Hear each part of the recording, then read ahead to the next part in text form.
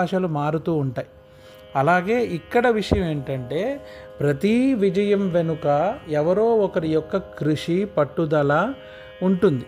కానీ ఆ విజయాన్ని అనుగ్రహించే శక్తి విజయలక్ష్మి అమ్మవారిదే.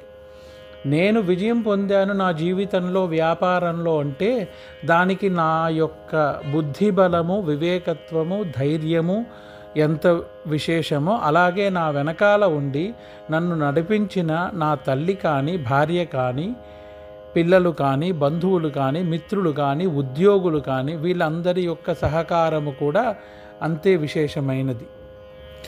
ఇవన్నీ ఎన్ని ఉన్నా ఆ గతి విజయం పొందిన తర్వాత ఒక జ్ఞానం అనేది ఉండాలి. అది చాలామందికి నశిస్తుంది. ఎందుకంటే గెలిచిన తర్వాత ఆ జ్ఞానాన్ని అజ్ఞానంగా మార్చే విషయాలు చాలా జరుగుతాయి చుట్టుపక్కల. నా వల్లే జరిగింది, నేనే చేశాను అనే విషయానికి వచ్చేస్తారు. అయ్యేంత వరకు కాళ్ళు పట్టుకుని, అయిన తర్వాత జుట్టు పట్టుకునే రకాలుగా మారిపోతారు చాలామంది.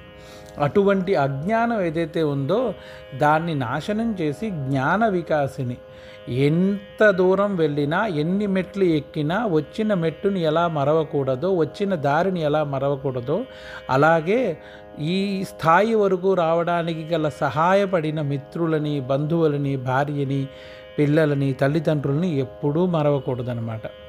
దాన్ని అనుగ్రహించే అమ్మవారు సద్గతితో పాటు జ్ఞానాన్ని కూడా ప్రసాదించే గానమయే.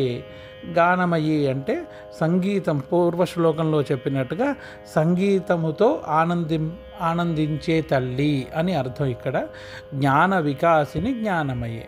అనుదినమార్చిత కుంకుమ ధూసర భూషిత వాసిత వాద్యనుతే. అనుదినము కుంకుమంచే అర్చింపబడే తల్లి అని అర్థం. అనుదినము అంటే మనం ఎక్కడికి వెళ్ళినా, ఏ అమ్మవారి గుడికి వెళ్ళినా కుంకుమంతో అర్చిస్తూ ఉంటాము. పసుపు కొమ్ములతో తయారైన కుంకుమం ఏదైతే ఉందో అది సుమంగళ ద్రవ్యము అని అంటారనమాట. అటువంటి కుంకుమలో జవ్వాది కొంత కలిపి, పచ్చకర్పూరాది కొంత కలిపి, తదనంతరం దాన్ని శుభ్రమైన వస్త్రంతో వస్త్రఘాళితం చేసి, ఆ కింద ఉన్న కుంకుమ ఏదైతే ఘాళితం చేసిన కుంకుమ ఉందో, జల్లించిన కుంకుమ, ఆ కుంకుమంతో అర్చన చేస్తారు. అది చాలా విశేషమైనది. ఎందుకంటే సుగంధ ద్రవ్యములతో కూడుకున్న కుంకుమ అర్చన అమ్మవారికి చాలా ఇష్టమైన మార్గం అన్నమాట.